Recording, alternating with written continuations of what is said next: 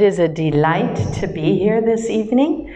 You know, my husband is the one that travels, and I did not go with him to Spain, but I said, I think I can handle England. I can handle London. We would like to see you all. In fact, we started talking about it last year. And 4 years ago, our son-in-law and our daughter and our 1-year-old grandson, they came to London.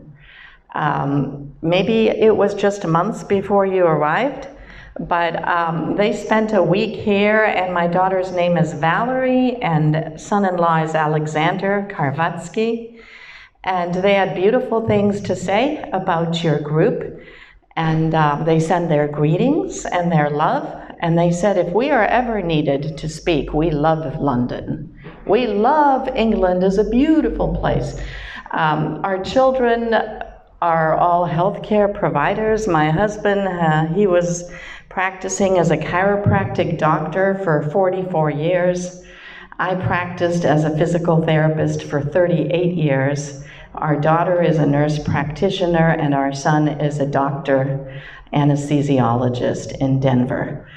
We have a beautiful little church, and the beautiful property that you heard about in our Sabbath School Quarterly last week, Rampart View Ranch. That is about 1 hour away from our church. And we are so blessed to be here with you tonight. What I want to say is that I really appreciate this wheel that was created. This is just such a beautiful advertising of what we are talking today. The wheel, we see Jesus Christ in the center, and then we see basically the 8 laws of health that together lead us into a better relationship with Jesus, because as we have good health, we can thrive spiritually and emotionally to our maximum. And exercise is right here. And I know as Seventh-day Adventists and Reformers, it is so easy for us to get caught up with the proper diet and with the trust in God and with our beliefs. Maybe pure air suffers a little bit if we live in the city. Maybe sunlight suffers a little bit, but we try to get out. We have the Sabbath rest, and we're so blessed to have the happy Sabbath now. And then maybe self-control can use a little bit, but exercise, I think, has a tendency to be neglected. And that is why I want to talk about that today, also because that's what I've worked with the last 38 years. So when I was young, out of college, my husband and he said, come work with me, because he had a practice already as a chiropractor. And I said, give me a little time. And so about 3-4 years went by, and I started to work for him. I worked in orthopedics for an orthopedic surgeon who did operations on patients, and then I did physical therapy in the office there. And then I joined my husband, and we worked about 22 years together. And we were in the same building, and it was very good because we were an excellent team. But then after a while, you know, I got phone calls, and I was told that so many people needed a physical therapist to go to their house. And so I decided to be a home health physical therapist. I still worked in the office for a couple of years, and then I completely switched and became full-time, and I worked for the Visiting Nurse of Colorado. And I did many, many visits to people in their houses, 6-7 patients a day, traveled all over and saw all the people that had fallen and had knee replacements and hip replacements, and tried to make their life better and get them back on their feet. So today, we want to talk about a healthier life within walking distance. You know, a healthier life is so close, you can walk to it. And so tonight is a topic that is pretty simple, simplistic, and you may be far advanced from that, I don't know. but I trust that we can all learn something to make some improvements. So the question is, are you interested in changing your life for the better?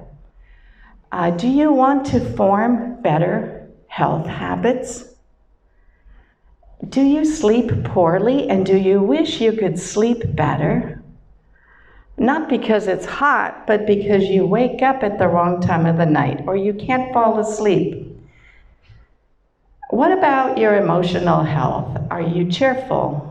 Are you happy, or are you more sad and kind of have a less optimistic viewpoint? Yeah, we live in a very difficult time right now, and we know that Jesus is coming so soon, but do you get easily discouraged? Well, you know, do you have some health issues where you would like to improve your weight? Or do you want to build more muscle? Or maybe you want to have more energy in the day. I'm happy to share that with consistent exercise, it has been proven that you can reach these goals. And that is what we're going to talk about today. When you take a look at this beautiful picture, you see just a little foretaste of maybe what it was like in the Garden of Eden when God created man and woman, and he put them in the garden, and he gave them a job to dress and to keep the garden. And so our bodies, from the beginning, God created them for action, for movement, and for life. And this wonderful statement from Ellen White, Education, page 21, says that to Adam and Eve was committed the care of the garden, to dress it and to keep it, though rich in all that the owner of the universe could supply. They were not to be idle. So they were not to be just sitting and lounging on the beautiful grasses and picking the flowers and just having a very basic, comfortable life. Useful occupation was appointed them as a blessing, to strengthen the body, to expand the mind, and to develop the character. So here we see the blessing of physical activity. We don't have to call it exercise at this point. The blessing of gardening, the blessing of tending to our flowers, of weeding a garden. All of this has a purpose to strengthen the body, to expand the mind, to develop the character so that we could have an extraordinary relationship with our Creator, and so that we can be fit to survive in the coming years if God gives us life. And so God designed our bodies to have 206 bones and 600 muscles. And you know, when I went to study physical therapy, the first class that I had 3 months in the summer was anatomy. And my husband, he worked in an anatomy lab when he was studying chiropractic, and he had all those cadavers, he took care of them, and he was a lab teacher. Well, I wasn't that good. It took me 3 months, and you know, it's one thing to study the muscles and the bones. It's another thing to actually have to slice through the fat, clean out all the fat that is in the way of the muscles, and then to dissect and separate the muscles from each other and learn where they originate and where they insert and what joint they cross. And then to learn the bones underneath. You know, and none of this, I know that you know, was an accident, because God designed our body in His likeness, in His image. And that is why we must praise Him, for we're fearfully and wonderfully made. Your works are wonderful. I know that full well. So, did you know that if you incorporate fitness, exercise, physical activity into your daily routine, you will be honoring the great Creator God? You're honoring him because you are God's masterpiece, and he declares that you are fearfully and wonderfully made. But we have a problem, that since that time, we have declined in sin, we have declined in physical stature, in health, we have gotten more sickly, and we have declined in muscle strength. The 600 muscles are still there, but they are much, much weaker. And several studies corroborate the fact that our ancestors were far stronger than us, and that human strength and fitness has decreased so dramatically in recent years that even the fittest of us, the best athletes, the Olympians, would not be able to keep up with the laziest of our ancestors. Okay? And so we will go to the bottom of this. The loss of strength and mobility is directly linked to our sedentary lives. Sedentary means sitting, lying, sleeping, okay? Even sitting at work on a desktop or a laptop, it's still sitting. And so our sedentary lives are in direct contradiction to how God made us, created us in the Garden of Eden. Our body was designed to move, to forage. Forage means to be hunting for food, for mushrooms, for berries, for watercress, for food, okay? Because at that point, people weren't growing it necessary. That was, the body was designed to squat, to push, to pull, to duck, to cover huge distances. All doing that, running huge distances while carrying a ton of weight. And so, this is why the servant of the Lord, Ellen White, was given counsel. We know that this did not come from her head about 150 years ago. She was not capable to know how vital exercise was. I think she saw that there was already then a decline. Because she says, go out and exercise every day, even though some things indoors need to be neglected. She saw a problem coming before the world talked about it. Okay, there was no Google then. Before it was in the books of the world, the Lord showed her this. And we will see a lot more what she says tonight. But take a look at the pictures on the left, and you can see that even today there are those that farm. But they more farm for us food than we for ourselves, unless we have a nice little plot in our backyard. And then there is grain. And in the olden days, how would the women, what would they do with the grain to make flour? Right? They had like a bowl and they had to beat it with their hands. That required a lot of strength. What did the women do with their laundry in the days of Jesus? They had to carry their laundry, who knows where, to some shallow river, like this lady is doing here below, and they had to,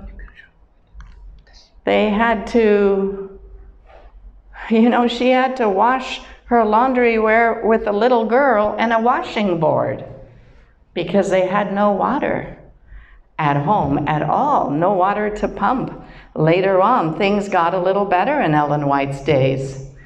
They had water in the well, but they still had to carry it. And they had to heat the water for their baths, right? And then she had to wash it on the washing board. You see, all that was how they survived. Their jobs were their survival. Their job was to gather food for the day, to make food, to mill the flour, to wash the clothes. And the brothers, the gentlemen, had their own work. And so what happens today? How is our life different today? Do we bake our own bread? Maybe we do. But do we mill our own flour? If we do, that's excellent. But it's with an automatic mill that we plug into the wall. And our laundry, we're so blessed to have washing machines and dryers. And we have so much more time because of all of this. And yet we're busier than any generation before, because I think we have so many distractions that distract us from our goal, a relationship with Jesus Christ and preparation for his coming. So sedentary behavior is what is part of our lifestyle now.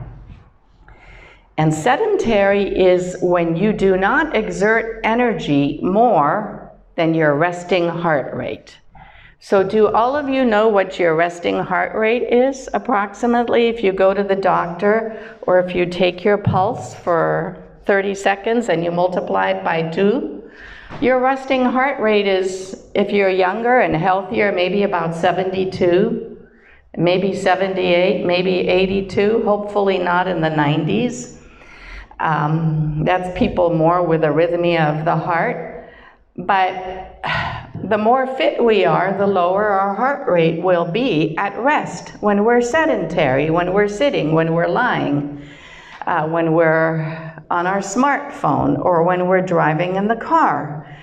But when you just keep your resting heart rate, your heart rate about your resting, and you don't really increase it a lot more, you're not working out your heart and your lungs, and your blood is not pumping like it should to all the extremities and coming back to your heart.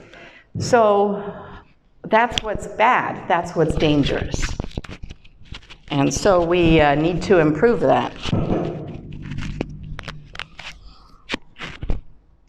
You know what I'm talking about? You know when you take a brisk walk or you jog a little and you get huffy and puffy, that is very, very good for your lungs and your heart. That's good.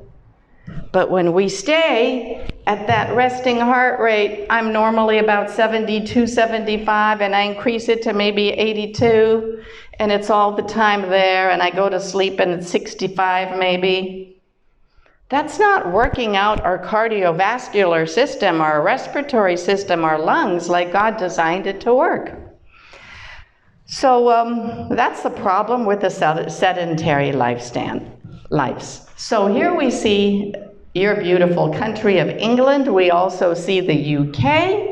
I have a map for you, and I'm sure you visited a lot of lovely places here, and the people we have met are lovely people. Let's take a little look at what does the government of UK say to you citizens that live here. What do they say about activity? They know your activity because they take surveys, and they did a survey of men, and 1 out of 3 men was not active enough for good health. These are the statistics of your country. But men are more likely to report that they are active than women. I don't know if they are more optimistic, and maybe the women are more realistic, but the women are only 1 out of 2 are active enough for good health. So that was surprising to me. The government also said that physical activity varies with age and life stage. So people tend to get less active as they get older, especially in older years. And the reason is that as we get older, our joints creak more, we have more stiffness, we have more pain, and we get more uncomfortable and we move less. And so our muscles get weaker, they get tighter, and we end up with severe problems that we could have avoided if we didn't listen to all our aches and pains and just got out there and was active. So the good news is that your government says that if your doctor told you 1 out of 4 people would change their lifestyle, the men and the women, and would decide to be physically fit. All it took was a doctor to tell them. So tonight I'm telling you, I'm asking you that if you are one of these people here, you can make a change. Make a change now before it's too late. I'm encouraging you in the behalf of your doctor. I do recommend that whatever your age is, go for a doctor's visit and say, you know, I've not been as active as I should, but I really want to get with it. Do you give me approval? That is a good practice. Get doctor's approval. If you're older, maybe the doctor will decide to do a EKG, a simple blood test, something like that, to verify that you are in good enough shape to get into better shape.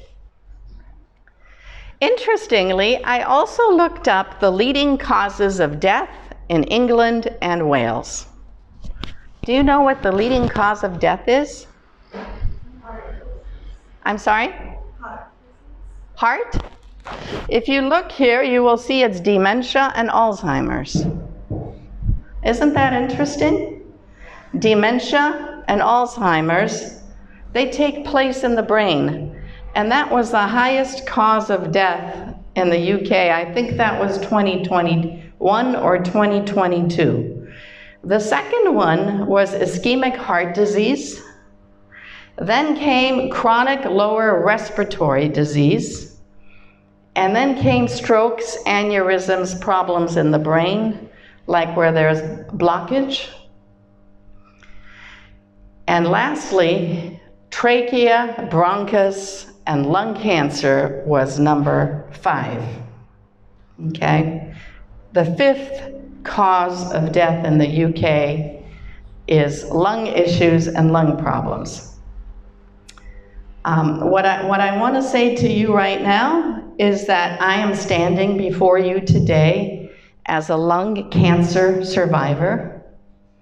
I was diagnosed with lung cancer 30 months ago.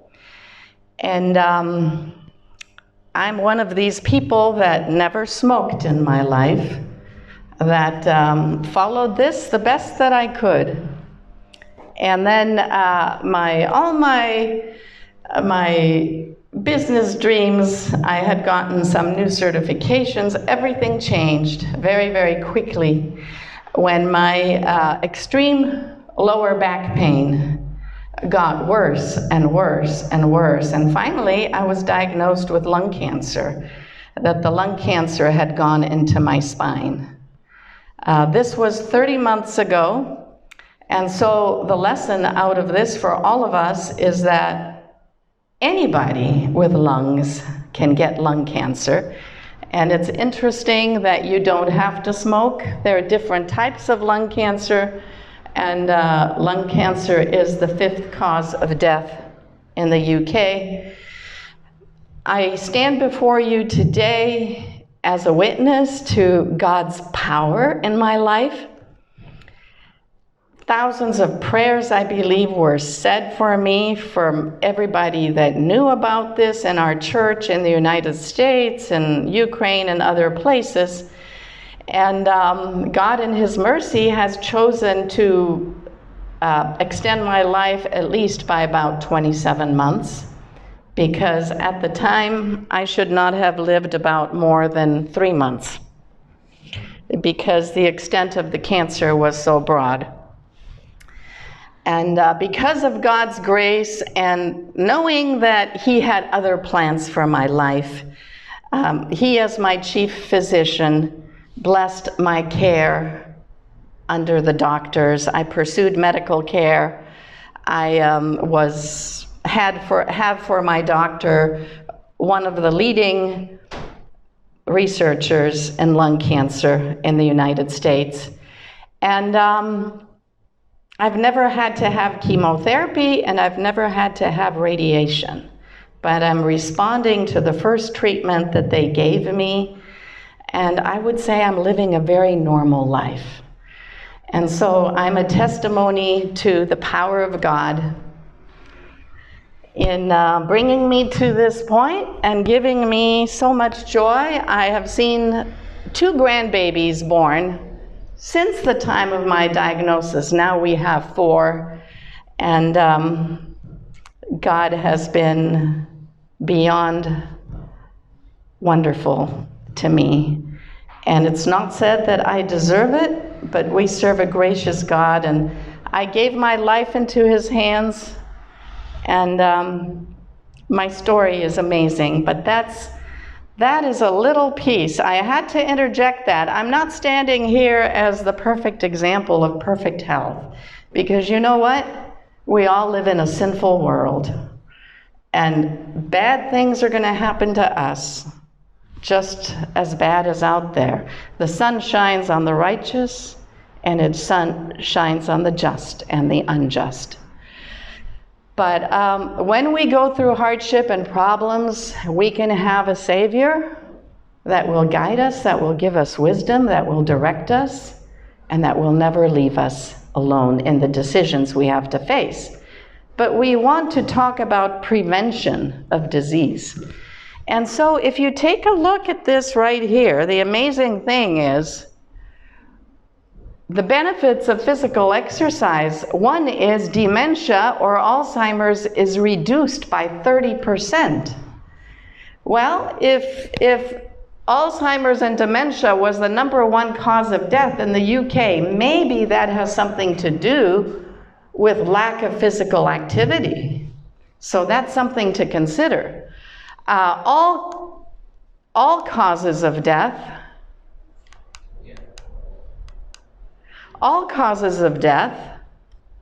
were decreased by 30%. Cardiovascular disease reduced by 35%, type 2 diabetes by 40%, colon cancer reduced by 30%, breast cancer reduced by 20%, hip fractures reduced by 68%. And hip fractures happen because people fall, and people fall because they're weak. The muscles are weak, contracted. And then depression improved by 30%.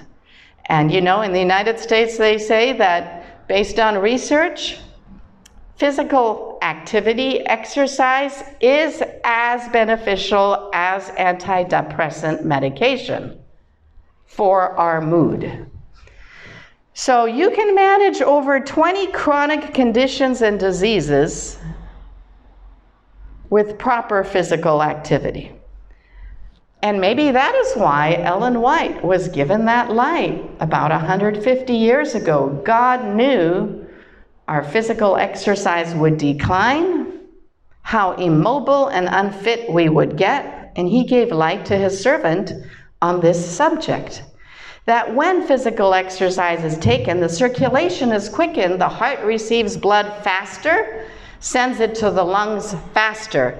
That's because you're huffing and puffing, okay? You're exerting these muscles God made. The lungs work more vigorously with a stronger power through the entire being. Exercise gives new life and strength to every part of the body. And that is why time spent in physical exercise is not lost. So these are the certain cancers that are a risk of sedentary lifestyle, of lying down or sitting too much. One is colorectal cancer, which is colon cancer, ovarian cancer, and endometrial cancer.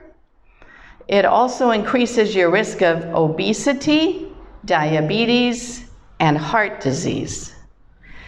And all that can be really improved. You saw the statistics. There's no guarantees ever in life, but the guarantee is that if one lives shorter, you would have lived much shorter if you don't exercise, much shorter.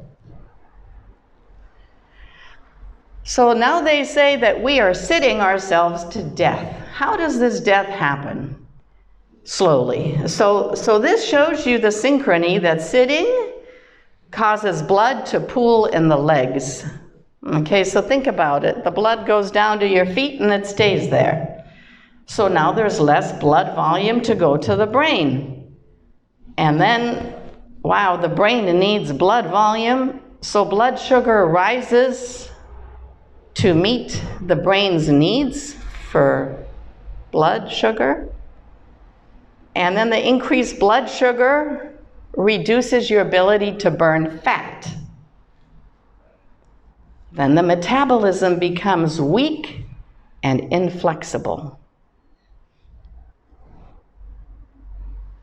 As a result of that, we get obesity or overweight, diabetes, cancer, and heart disease.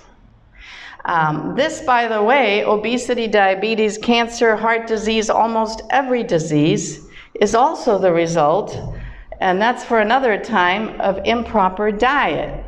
You know, and we talked about how now we just go to the grocery store and we don't have to forage or search for our food. We just buy a bag of potato chips and we buy this processed. Anything in a bag is bad for you. If you don't make it at home, it's bad for you. And then we just sit on the couch and we eat it and we eat it and we eat it. And that's called an inflammatory diet. Processed food causes inflammation, and inflammation causes almost every disease in the book. So just a little thing on diet, okay? We're not talking about diet, but you know, we want to be balanced today. We're talking about exercise. We see that there is a balance, and maybe let's take a look at the seesaw in our life. You know, maybe the diet is really up here and we're really paying attention to it and the physical fitness is there. And some of the other things, you can make yourself your own sermon from what you see here. So we look at sedentary behavior, which we said is sitting, lying down, all these things on our smartphones. And we see that research shows that sedentary behavior can change dozens of genes, including the gene that is responsible for making an enzyme that breaks down fat. You know, if we could use the fat in our body for energy, we wouldn't have as much, perhaps. And not everybody has difficulty with this, but as we get older, some of these things quit working because we're sitting, and now we have different genes that don't want to burn fat anymore. So simply put, the more you move, the more calories you burn, the better your metabolism will be, and the less metabolic diseases like diabetes and others you will have. You know, there is a statement, you know, we can blame things. Oh, you know, my mother had diabetes, which she never did. I'm using it as an example, and my grandpa died of a stroke. You know, and grandma of a heart attack. You know, I'm just stuck. You know, it's the bad genes. But I want to tell you a saying in medicine is your genetics loads the gun, but your lifestyle pulls the trigger. Your lifestyle pulls the trigger. The gun could be loaded and never explode. And this is where we have the power with our choices to make a difference, and not just say, oh, you know, our forefathers, you know, they did all this wrong and they ate the wrong food, and you know, some of them were alcoholics. And, oh, I'm not an alcoholic, but you know what? With the wrong diet, we can have non-alcoholic fatty liver disease, okay? We can have liver disease like the drunks have. Did you know that? And some of these things we can control because our lifestyle is the thing that pulls the trigger. And so we want to talk about the evils of sitting. evil, I had to put that word in there. She's sitting so nice and straight, but usually when you sit, your shoulders slouch, then you get neck pain, you get middle back pain, you don't have the best chair, your low back starts to hurt. Too much time in the chair, you can get blood clots, and the blood pools, we said. You know, there's a doctor, his name is Eric Holder. He's an MD at Yale Medicine, physiatrist, and he doesn't do surgery on people. He just tries to help people that come to him with all this pain, musculoskeletal clinic, like I used to kind of work with people like that. And you know what he said? He says, it is so ingrained in our society now that people are stationed at desks. They are seated in front of computers or TVs for extended period of time, constantly traveling in cars, trains, and airplanes. It is a major health problem that can lead to many chronic diseases. And you know, I don't know what you do for a job, but what I see more and more in the United States are young people. They're all getting educated.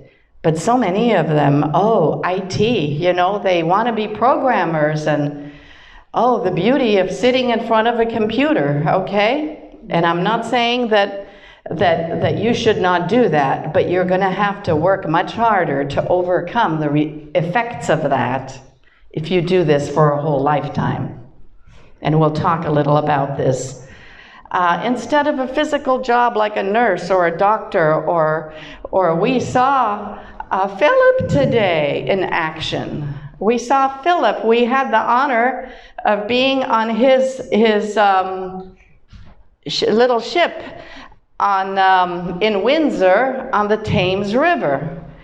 And he was active, and I said to my husband, look at that, okay? Look at the occupation that he has chosen. So if you're still choosing an occupation, think this through.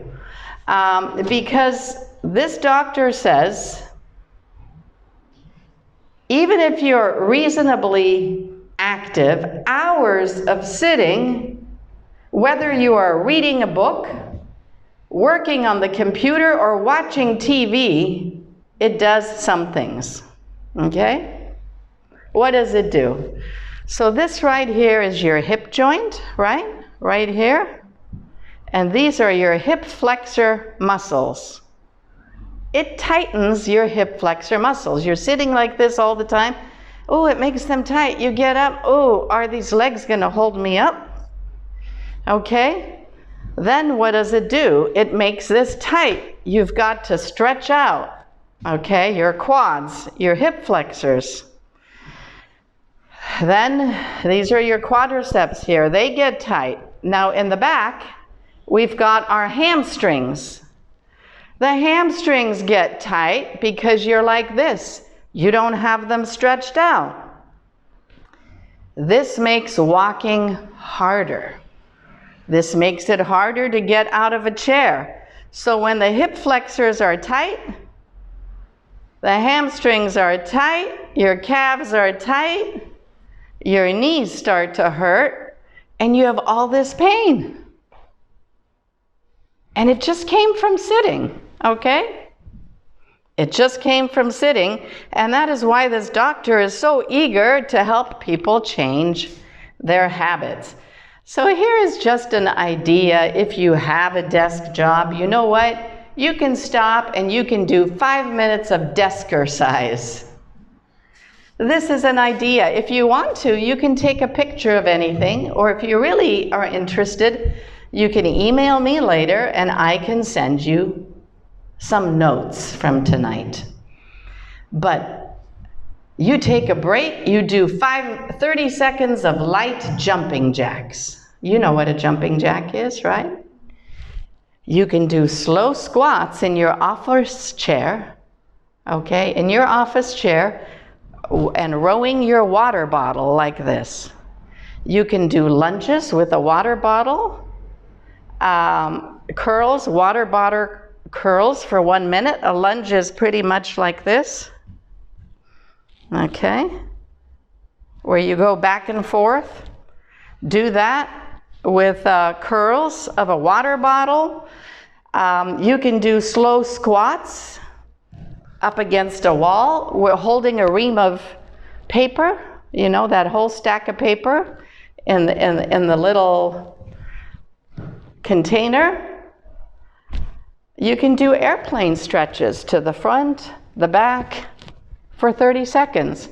You combine all that, you've done 5 minutes of desk-ercise. That's how you can break it up. You know, I have an iWatch. My children bought me this after I got sick. And this watch tells you when it's time to get up, at least every hour. Time to get up. It's not even often enough. Every half an hour, we should find a reason to walk around, whether we're at home or in the office. Dr. Levine says that sitting is the new smoking. And he's the director of the Mayo Clinic in Arizona. He says sitting is more dangerous than smoking. It kills more people than HIV and is more treacherous than parachuting. We are sitting ourselves to death. And so the only way for this not to happen is to minimize the amount of time that we are spending on our buttocks. That's the only way. Minimize that. And then interweave into that exercise snacks. Okay? So this Warren Buettner was the author of a book he wrote about 15 years ago entitled Blue Zones. Do you know the Blue Zones book? You should pick it up once. If you want to find out about the longest living people, this man did research for years. The longest living people in the whole world. One tribe is in Costa Rica, and they're in different places. Well, guess what? In the United States of America, we have our one group of Blue Zones people, and they are Seventh-day Adventists located in Loma Linda, California. And they made it in the book, and he talks about their lifestyle. There's about 20,000 Seventh-day Adventists. And you know what? They follow the 8 laws of health, and a lot of them are centenarians. I shouldn't say a lot, but a good higher percentage than anywhere else in America live over 100. And the little grandmas, they're hiking mountains, you know, like Hulda Crooks was one lady. Look her up. Hulda Crooks. She lived well over 100. She's hiking San Gargano mountains, you know, riding bicycles, exercising bicycles, and of course the vegetarian lifestyle, right? And tending to follow the laws of health. But these people also incorporate exercise snacks to integrate movement in their daily life. And so exercise snacks is something you can do, like desk-ercise, okay? You take little snacks during the day. So a little more about that. It says that there was a study that showed that simple 11-minute workout consisting of walking in place, running in place, lunges like I showed you, light calisthenics, improved the cardiovascular system 7% when compared to a control group. And this just requires 4x4 feet, 2x2, 3x3 feet in your home, okay? You can download apps, and most of them are free, where you just work in a small place. But exercise snacks, we don't necessarily, you know, say that snacks of food are the best way to go based on resting our stomachs for about 5 hours, but exercise snacks are beneficial. And this is what Sister White says: there's no exercise that can take the place of walking. By it, the circulation of the blood is greatly improved. Walking, in all cases where it's possible, is the best remedy for diseased bodies, because in this, all of the organs of the body are brought into use. And so we want to talk about walking for health. So I got this again from the UK government site. They say that walking is simple, free, and one of the easiest ways to get more active, lose weight, and become healthier. Walking briskly can build your stamina, burn excess calories, and make your heart healthier. And you don't have to walk for hours. A brisk 10-minute walk daily has lots of health benefits and counts towards your 150 minutes of weekly exercise. And this is what they recommend for people aged 19 to 64, 150 minutes of weekly exercise. If you have a job that is much more active, that is going to contribute to a lot of this. This, I think it's called the King's Way, is it? It is. We were there yesterday, and my husband took this photograph, and I took quite a few myself. There's the beautiful Windsor Castle, and you see a lot of people jogging or walking very fast, back and forth. And it is just so beautiful to see from the castle as you look out, this pathway that looks like it never ends. We are looking to go to the Celestial City, a city that will outdo anything that we saw in Windsor Castle.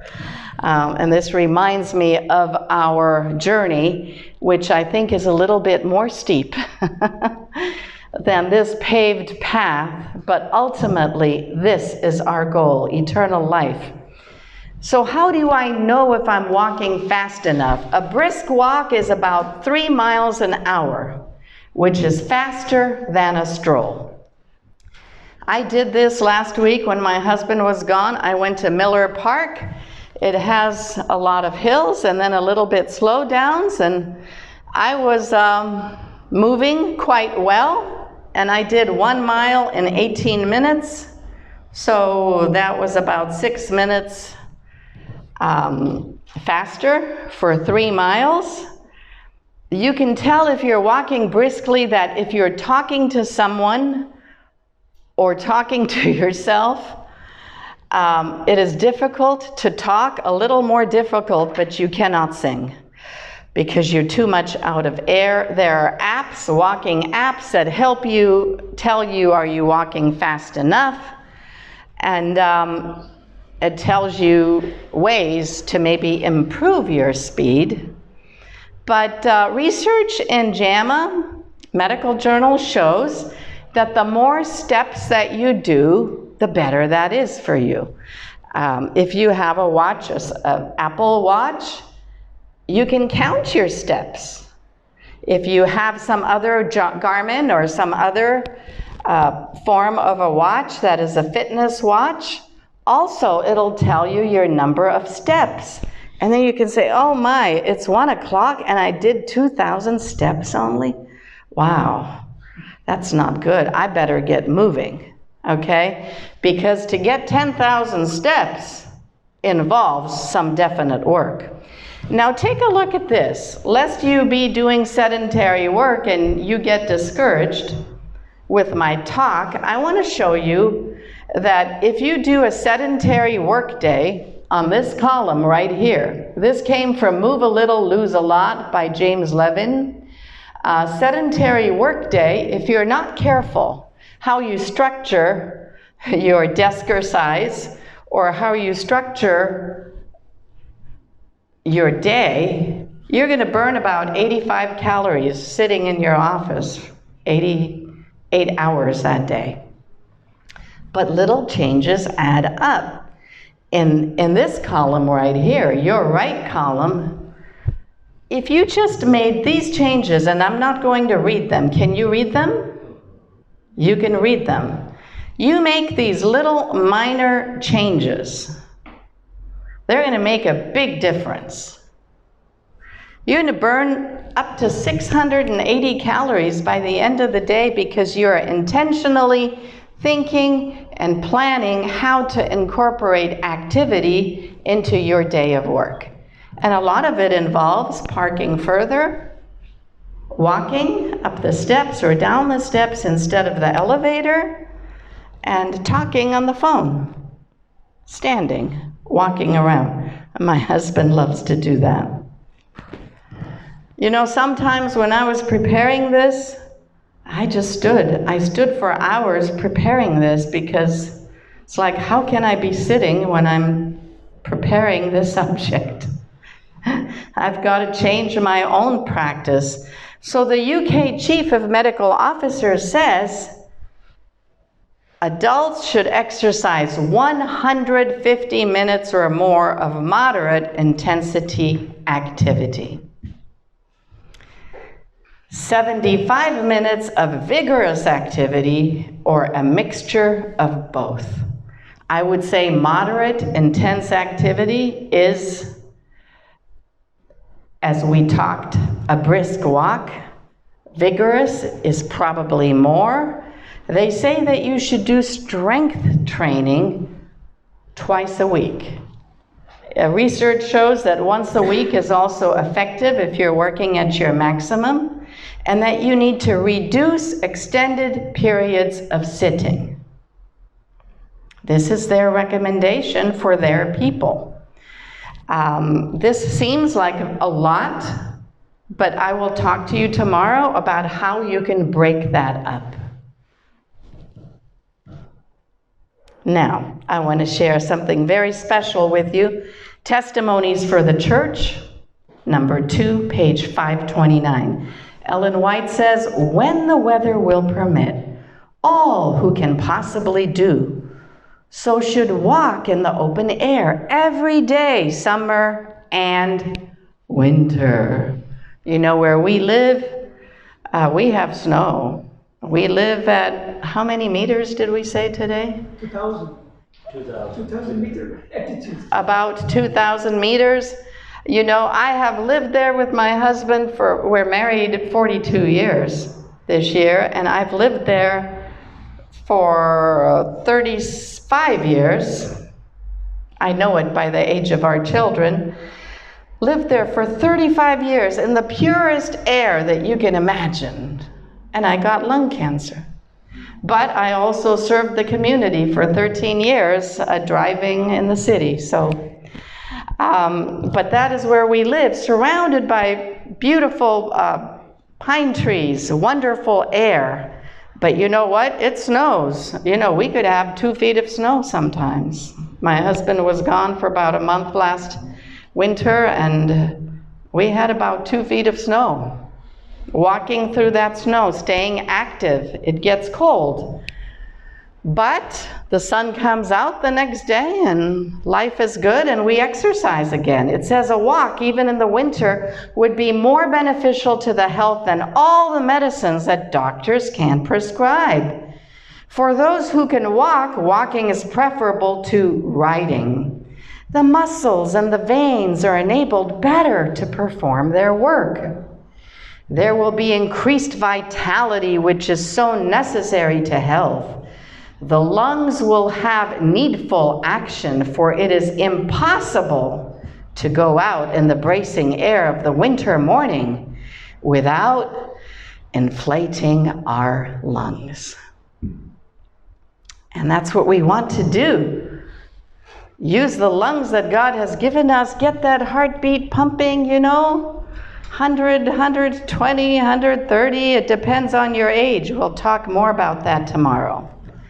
So we want to begin new habits, to be consistent, to create habits that will last a lifetime. And for you young people, I think this is such a blessing because you're so much at the early point of your lives. It's easier to change, to teach a young dog new tricks than an older dog new tricks. Choose activities you will enjoy.